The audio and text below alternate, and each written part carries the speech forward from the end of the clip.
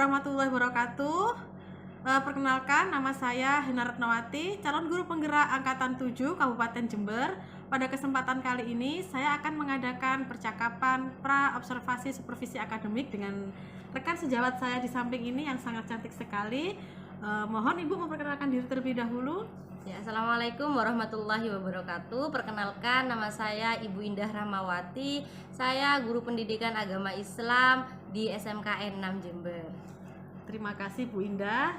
Bagaimana kabar Bu Indah hari ini? Alhamdulillah saya sehat Bu Hena, sehat sekali.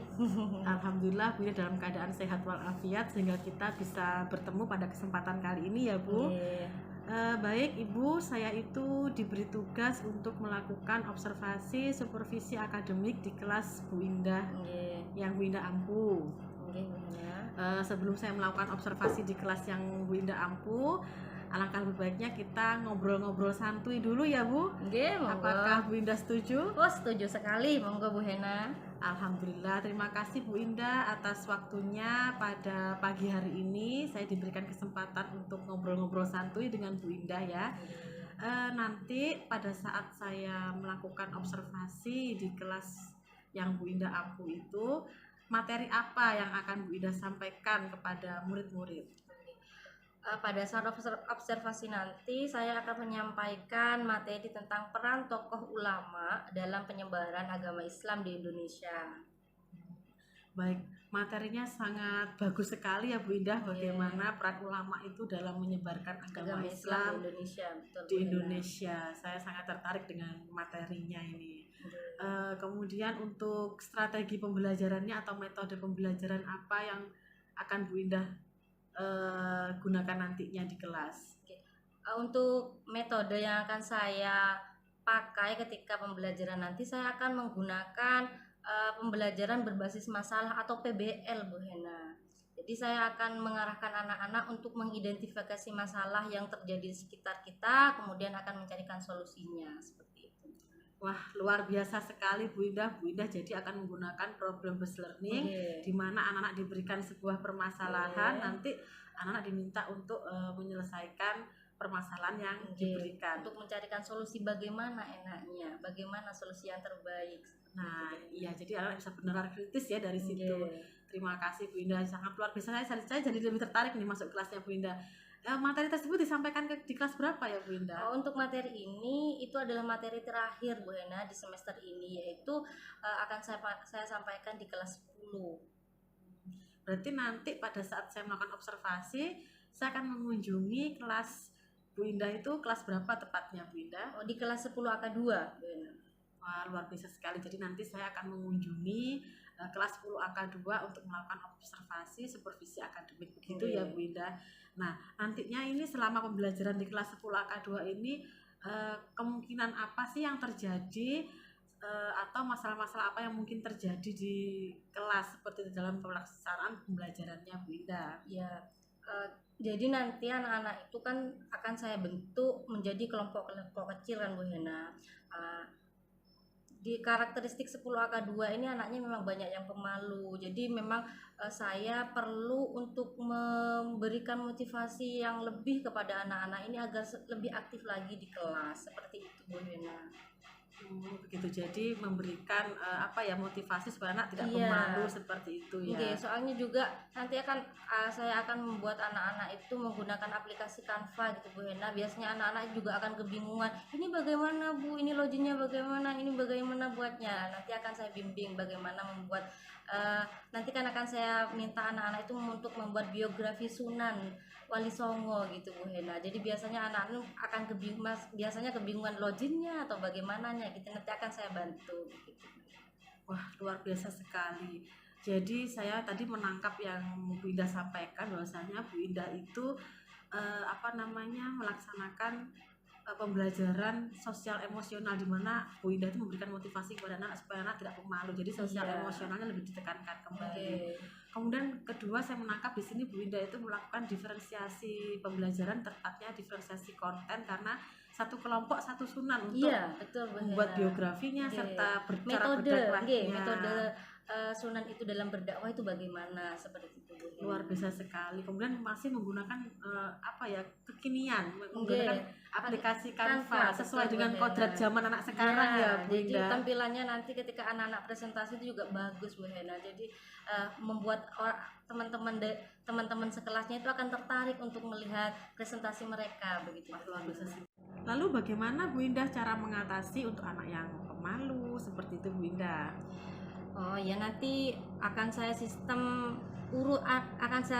acak Bu Hena. Jadi anak-anak yang maju untuk presentasi itu tidak urut dari Sunan Gresik dulu, tidak seperti itu Bu Hena. Jadi akan saya acak sehingga Sunan mana dulu yang akan maju. Jadi anak-anak itu akan terpaksa untuk presentasi, kemudian berbicara di depan umum, sehingga mereka akan terbiasa untuk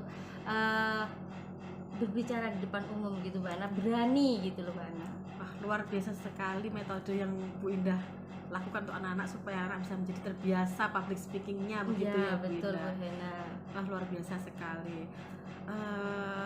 Bu Indah, saya sangat tertarik nih, pengen sekali segera masuk kelas yang udah seperti apa nantinya. Monggo, Bu Hena. Kelasnya Bu Indah itu seperti apa nantinya, kemudian tanggung jawab apa atau komitmen apa yang Bu Indah lakukan untuk anak setelah pembelajaran itu nanti? Jadi selama pembelajaran berlangsung saya akan memantau siswa dalam mengerjakan tugas-tugas ini Bu Hena. Jadi mereka tidak salah dalam memahami konsep seperti itu. Wah, luar biasa sekali nih Bu Indah. Saya doakan nanti pembelajarannya berlangsung dengan lancar Bu Indah. Kemudian nanti juga komitmen yang sudah Bu Indah sampaikan pada saya nanti bisa dilaksanakan dengan benar dan dengan baik dan benar selanjutnya ya Bu Indah, dan tidak lanjutnya begitu.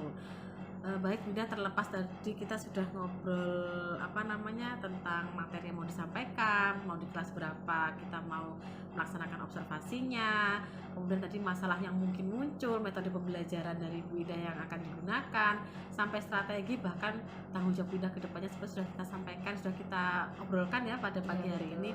Nah, sekarang mungkin kita akan mengobrolkan terkait fokus observasi kita pada besok ya Bu Indah, kita kan mau observasi besok seperti itu.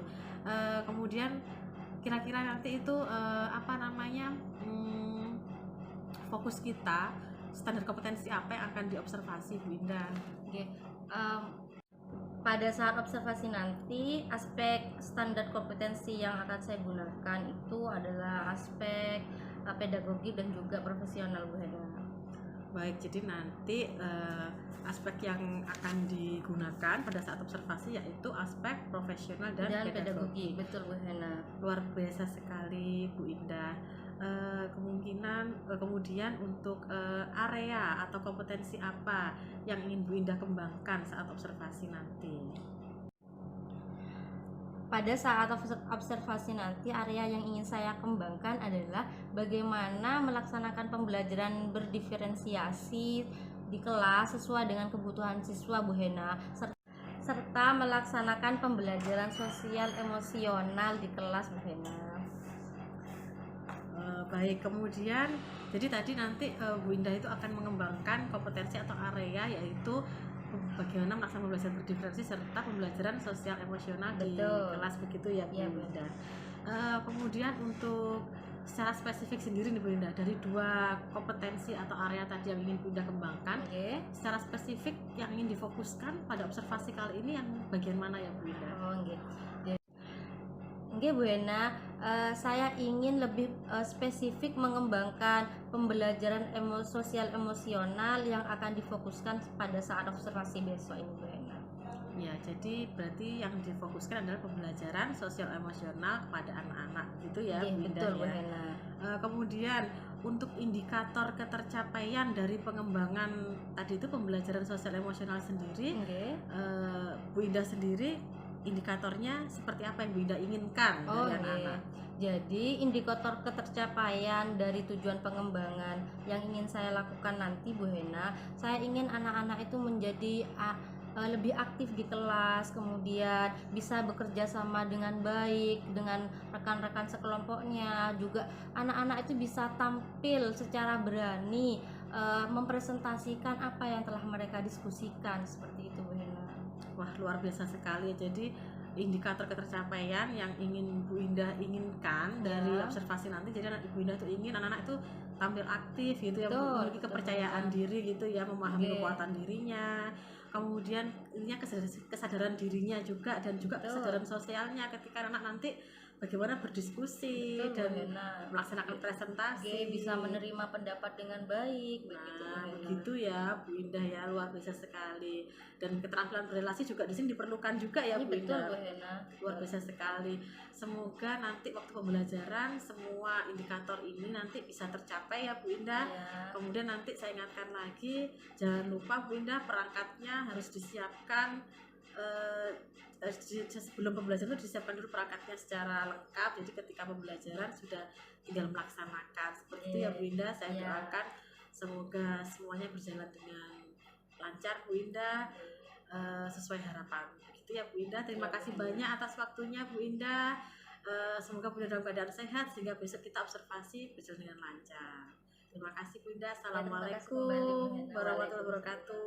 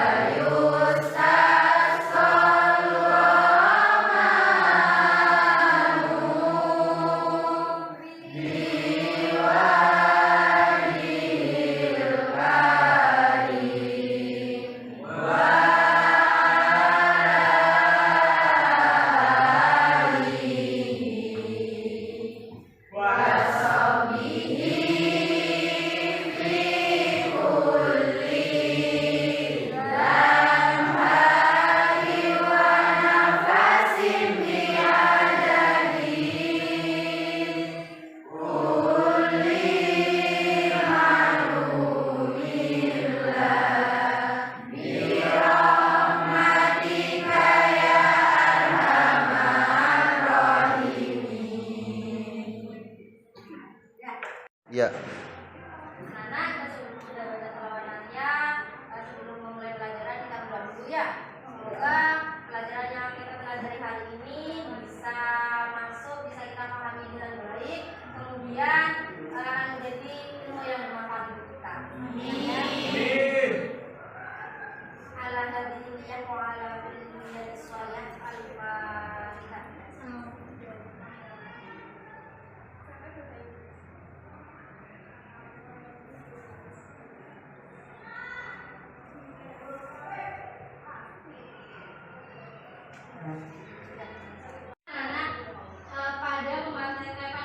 Materi hari ini kita akan bahas ini tentang penyebaran Islam di Indonesia. Kalau soal penyebaran Islam di Indonesia, apa yang terpikirkan di otak kalian? Tentang apa? Siapa sih orang yang menyebarkan Islam di Indonesia itu siapa? Apa ya? Wali Songo. Ada yang tahu artinya Wali Songo? Wali Songo.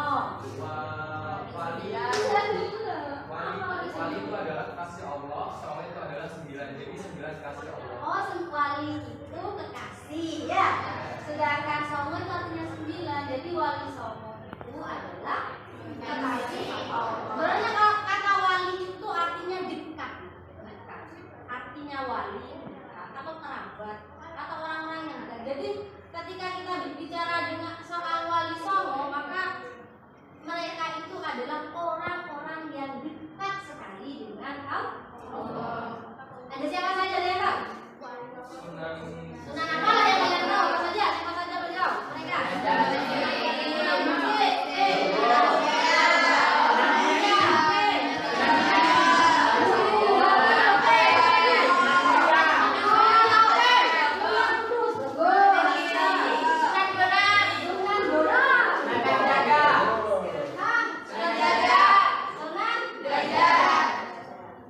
Jadi orang-orang yang kalian sebutkan tadi adalah orang-orang yang sangat berjasa sekali dalam penyebaran agama Islam di Indonesia.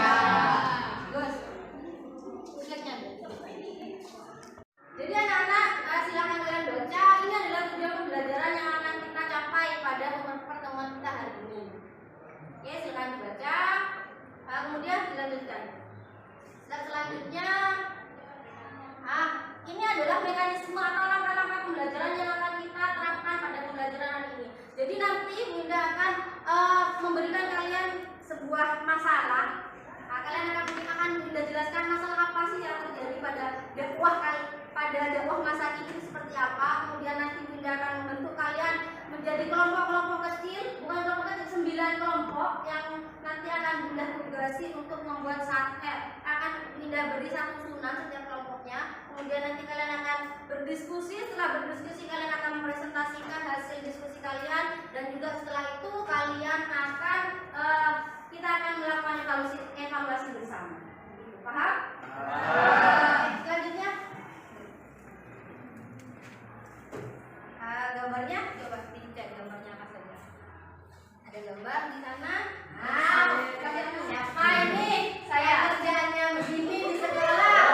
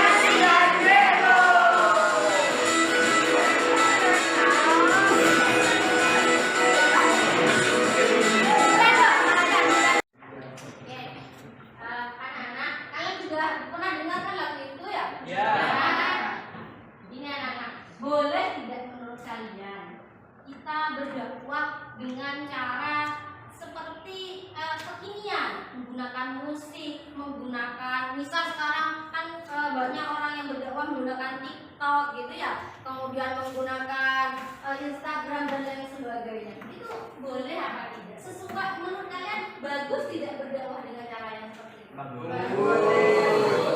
Iya bagus. Ya.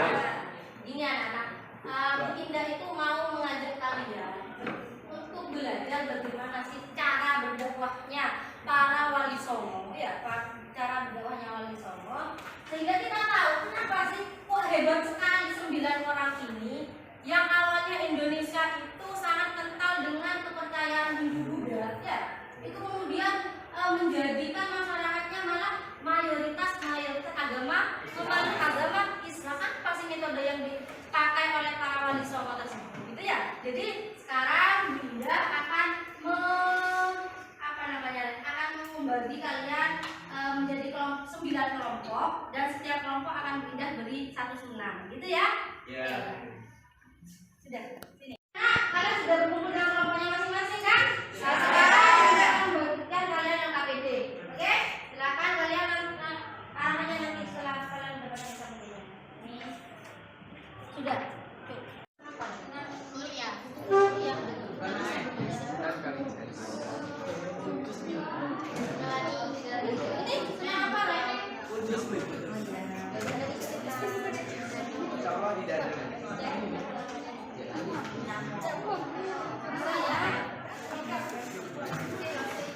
Oke, sudah. Assalamualaikum warahmatullahi wabarakatuh. Waalaikumsalam warahmatullahi wabarakatuh. Saya perwakilan dari kelompok 6 akan mempresentasikan mengenai Sunan Kalijaga. Sunan Kalijaga lahir pada tahun 1450 Masehi. Ayahnya bernama Arya Milatika. Sunan Kalijaga mempunyai nama semasa kecilnya, yaitu Raden Said, dan mempunyai nama panggilan seperti Lomajaya, Syekh Malaya, Pangeran Tuban, atau Raden Abdurrahman. Ajaran Sunan Kalijaga terkesan sinkretis dalam mengenalkan Islam. Ia menggunakan seni ukir, wayang, gamelan, serta seni suara sebagai sarana dakwah. Beberapa lagu suluk ciptaannya yang populer adalah Ilir-ilir dan Gundul-gundul Pacul. Sunan Kalijaga juga memperkenalkan konsep zuhud dalam dakwahnya. Pemikiran zuhud ini berawal dari upaya membangun kesadaran masyarakat pada arti bekerja dan beramal. Sunan Kalijaga wafat pada tahun 1592 Masehi. Ketika wafat, ia dimakamkan di desa Kapilamu dekat kota Demak. Makam ini hingga sekarang masih ramai diziarahi orang-orang dari seluruh Indonesia. Baik, mungkin ada yang mau ditanyakan? Apa sih tantangan yang dihadapi Sunan Kalijaga dalam menyebarkan agama Islam? Baik, saya perwakilan dari kelompok 6 akan menjawab pertanyaan dari Melani. Tantangan yang dihadapi oleh Sunan Kalijaga adalah Sunan Kalijaga mendakwahi masyarakat yang dimana masyarakatnya itu masih memiliki kepercayaan animisme dan dinamisme. Perlu diketahui bahwa animisme itu adalah suatu kepercayaan yang meyakini roh-roh leluhur, sedangkan dinamisme adalah suatu kepercayaan yang dimana masyarakat meyakini suatu benda-benda itu memiliki kekuatan magis, begitu. Ya, terima kasih anak-anak, kalian sudah selesai semua mempresentasikan hasil diskusi kalian. Sekarang Bunda mau meluruskan atau menambahi dari hasil diskusi kalian. Ya, anak-anak, kenapa sih Indonesia itu yang awalnya sangat kental dengan budaya Hindu-Buddha, kemudian setelah datangnya Wali Songo itu kemudian banyak berubah, atau orang-orangnya banyak yang lebih memilih masuk Islam? Itu kenapa? Karena sebenarnya metode dari Wali Songo itu sangat menarik. Yang pertama, Wali Songo itu tidak serta-merta mengubah tatanan yang sudah ada, yaitu mereka bertahap, tidak merokok itu haram, itu nggak boleh, itu minum tuak nggak boleh, bukan seperti itu, tapi berjalannya waktu, semakin lambat laun semakin cepat diluruskan mana yang tidak boleh dan mana yang boleh. Tidak serta-merta datang kemudian mengatakan ini haram, ini haram, itu tidak seperti itu. Jadi bertahap. Yang kedua, kenapa juga dakwah Wali Songo ini berhasil, yaitu karena tidak menyakiti anak-anak. Jadi dakwahnya beliau itu tidak menyakiti orang-orang Indonesia pada umumnya yang sudah lama menganut apa tadi, aliran animisme dan juga dinamisme. Mereka tidak langsung diubah, ini tidak boleh, tidak seperti itu, tapi dengan cara mengutamakan, mengeluarkan atau menunjukkan ini loh agama yang benar, ini loh agama Islam itu bagus loh, tidak ada yang namanya dikorbankan ya demi agar hasil bumi kita ini menjadi subur atau banyak hasilnya, kemudian kita mengorbankan sapi, mengorbankan itu dalam Islam itu tidak ada. Kita menunjukkan bahwa Islam itu mudah, syaratnya masuk Islam itu hanya seperti itu. Paham? Menurut saya materi hari ini sangat menarik karena dengan belajar metode dakwah para wali kami jadi paham bahwa dakwah itu harus mengikuti zamannya. Saya Bu, kita belajar biografi tentang Wali Songo Bu. Saya juga mau menambahinya Bu. Oke, apa no? Cara-cara penyebaran agama Islam dengan menggunakan tata cara seperti perdagangan, pendidikan, dan perkawinan. Oke, bagus. Anak-anak, pembelajaran kita sudah selesai. Kita sudah belajar, kita sudah membuat kesimpulan. Sekarang sebelum kita akhiri pembelajaran hari ini, kita berdoa dulu ya. Semoga apa yang kita pelajari hari ini bermanfaat dunia dan akhirat, dan nanti kalian ketika pulang selamat sampai di rumah.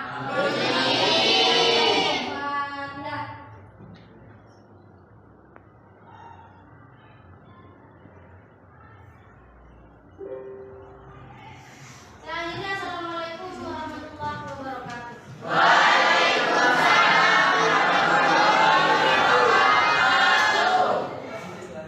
There's a place I have found in the shade on the ground, far from our world. Ya.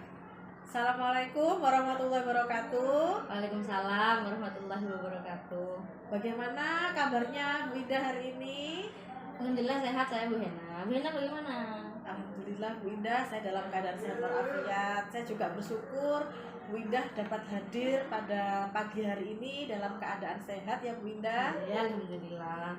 Oke, begini Bu Indah, kemarin kita sudah melaksanakan observasi supervisi akademik di kelas 10 AK2 nggih. Betul. Nah, biasanya ini Bu Indah, setelah adanya observasi supervisi akademik ini ada obrolan-obrolan. Obrolan-obrolan itu terkait tentang mungkin refleksi atau hal yang memang harus dibicarakan, gitu ya Bu Indah. Nah, kemarin saya sudah mengamati proses pelaksanaan pembelajaran yang Bu Indah lakukan di kelas, dan saya juga sudah diberikan RPP oleh Bu Indah, dan saya sudah mengamati antara proses pelaksanaan pembelajaran dengan RPP yang sudah Bu Indah susun, begitu ya Bu Indah? Ya, betul. Kemarin dari hasil pelaksanaan pembelajaran dan RPP yang Bu Indah buat, adakah adakah hal yang sudah dilakukan sesuai RPP dan adakah hal yang belum dilakukan sesuai dengan RPP Bu Indah? Oh, dari pembelajaran yang kemarin itu Bu Hena. Ya. Kalau dari sintak-sintak PBL-nya, saya sudah melakukan secara runtun, sudah saya lakukan semuanya Bu Hena.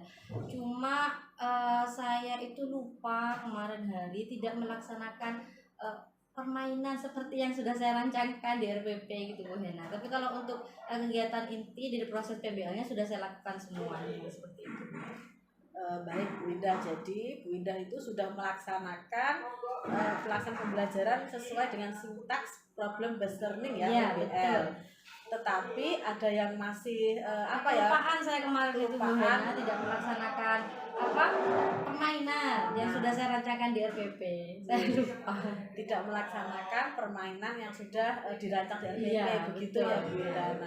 Nah, mungkin untuk kedepannya apa sih yang ingin Bu Indah perbaiki dari pelaksanaan pembelajaran itu, mungkin biar tidak lupa melaksanakan permainan, atau mungkin hal lain lagi yang Bu Indah itu ingin perbaiki dari pelaksanaan pembelajarannya? Oh, betul. Begini Bu Hena, kemarin hari kan di akhir pembelajaran saya itu sudah melakukan refleksi dengan anak-anak.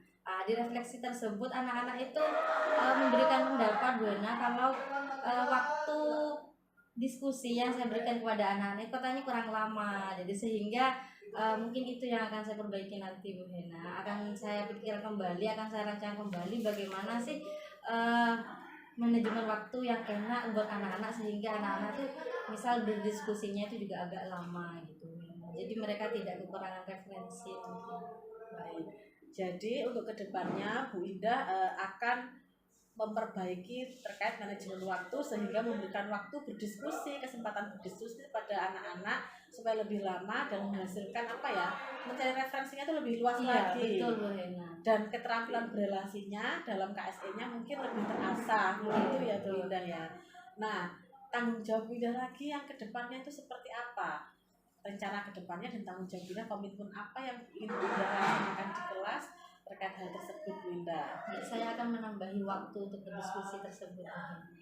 Baik, jadi mungkin waktu diskusinya lebih lama seperti itu ya Bu Indah ya. Wah, luar biasa sekali.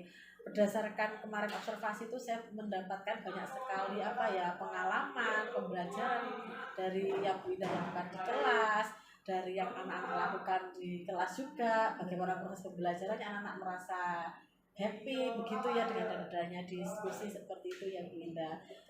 Kemudian setelah adanya supervisi akademik ini, bagaimana sih perasaan Bu Indah?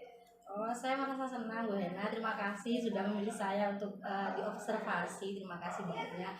Saya jadi bisa tahu apa bagian mana yang perlu saya perbaiki seperti itu. Terima kasih. Jadi Bu Indah itu dengan adanya observasi supervisi akademik, Bu Indah merasa sangat senang sekali. Betul, dan jadi saya bisa tahu apa sih kekurangan saya, sehingga itu yang perlu saya perbaiki ke depannya. Ya. Dan mendapatkan ilmu baru tentunya ya Bu Indah untuk apa ya, perbaikan pembelajarannya. Nah, lalu untuk apa ya, setelah pembelajaran kemarin apa sih yang Ibu Indah temukan pada proses pembelajaran kemarin? Dari pembelajaran kemarin itu Bu Hena, saya mendapati anak-anak itu menjadi lebih bersemangat, kemudian lebih tertarik untuk belajar ketika saya mengkonsep pembelajaran itu lebih kekinian dan juga berbasis dengan masalah yang nyata yang sering mereka hadapi begitu Bu Hena. Jadi anak-anak itu harus kok iya ya, kok begini ya, begini. Jadi mereka itu merasa lebih tertarik lagi untuk belajar begitu. Baik, jadi kemarin itu yang Bu Indah temukan adalah ketika anak-anak diberikan apa ya, proses pembelajaran yang kekinian atau sesuai dengan kodrat zaman, kalau KHD bilang ya, kalau menurut KHD ada namanya kodrat zaman, jadi sesuai kodratnya anak lebih tertantang, lebih sangat semangat, dan ternyata pembelajaran itu tidak hanya monoton, bisa ditampilkan melalui dengan kekinian sesuai dengan kodratnya, kodrat zaman sekarang ini ya Bu Indah ya. Luar biasa sekali Bu Indah sudah melaksanakan diferensiasi konten kemarin kalau saya lihat. Kemudian ini berdasarkan observasi, ini apa sih yang ingin Bu Indah kembangkan lebih jauh lagi, pengembangan apa yang ingin Bu Indah lakukan setelah ini Bu Indah? Untuk pembelajaran selanjutnya saya akan memaksimalkan pembelajaran berdiferensiasi Bu Hena. Jadi berdasarkan dengan kebutuhan anak didik sesuai dengan kemampuan mereka juga. Wah, luar biasa sekali ya. Jadi pengembangan yang ingin Bu Indah lakukan atau lebih spesifik lakukan lagi adalah Bu Indah ingin terus melakukan pembelajaran berdiferensiasi untuk memenuhi kebutuhan belajar siswa sesuai dengan kebutuhan dan kemampuan siswa juga. Seperti itu ya Bu Indah ya, luar biasa sekali. Saya mendapatkan banyak pelajaran dari sini Bu Indah. Semoga nanti Bu Indah bisa menjadi guru yang lebih hebat lagi. Terima kasih Bu Hena untuk bimbingannya. Nah, sekarang saya akan menyampaikan hasil observasi yang sudah saya laksanakan di kelas kemarin berdasarkan data dan fakta yang ada di lapangan ya Bu Indah. Kemarin yang saya tangkap, Saya kan membandingkan antara RPP dengan yang Bu Indah lakukan itu sangat luar biasa sekali. Yang pertama yang saya tangkap adalah Bu Indah itu kemarin menyajikan pembelajaran kekinian yang seperti Bu Indah sampaikan tadi, menggunakan musik, kemudian menggunakan PowerPoint, kemudian menggunakan Canva. Jadi ada banyak diferensiasi konten di sini kalau saya lihat. Jadi materi-materi itu Bu Indah kemas dalam berbagai hal sesuai dengan gaya dan minat belajar murid. Itu yang pertama. Kemudian yang kedua yang saya tangkap di sini adalah Bu Indah kemarin itu melaksanakan diskusi kelompok, pembagian kelompok seperti itu ya, sesuai dengan kebutuhan anak juga. Nah, kemudian yang sangat di sini sudah melaksanakan diferensiasi juga. Jadi Bu Indah menuntun anak sesuai dengan kodratnya. Jadi tidak melepas anak diskusi dilepas, tapi Bunda kemarin saya lihat menuntun, membimbing dari berjalan dari kelompok satu ke kelompok lain. Itu yang kedua. Kemudian yang ketiga yang saya tangkap kemarin Bunda itu refleksi dan kesimpulan itu dilakukan oleh anak sendiri. Yang saya tangkap di sini Bunda sudah melakukan pembelajaran yang berpihak kepada murid, di mana murid itu yang aktif. Jadi mereka yang membuat kesimpulan sendiri, kemudian melakukan refleksi apa yang harus dibenahi. Tadi Bunda sampaikan tadi anak yang melakukan refleksi. Jadi refleksi itu tidak hanya dari diri kita sebagai guru, tapi kita harus mendapatkan masukan dari murid-murid kita, karena yang mendapatkan dampaknya dan pembelajaran kita adalah murid kita. Seperti itu ya Bu Indah. Kemudian yang ketiga adalah pembelajaran sosial emosional yang Bu Indah lakukan sudah sangat luar biasa sekali, mulai dari kesadaran diri, kesadaran sosial, manajemen diri, keterampilan berrelasi, bahkan sampai pengambilan keputusan yang bertanggung jawab sudah Bu Indah terapkan di dalam kelas. Kemarin itu sudah sangat luar biasa sekali. Ada anak berinisiatif untuk mempresentasikan, ada murid juga yang berinisiatif untuk menjawab jawaban dari kelompok lain. Seperti itu ya Bu Indah ya.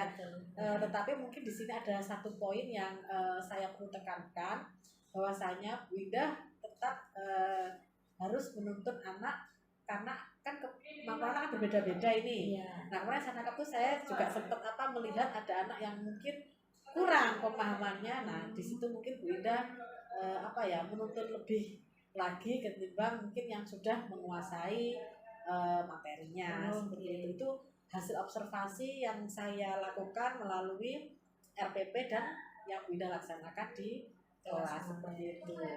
Gitu ya Bu Indah. Terima kasih Bu Hena masukannya. Semoga Bu Indah menjadi guru yang lebih hebat lagi dari ini, guru yang luar biasa, guru yang berpihak kepada murid, melakukan diferensiasi dan KSE yang sangat luar biasa. Seperti itu ya Bu Indah.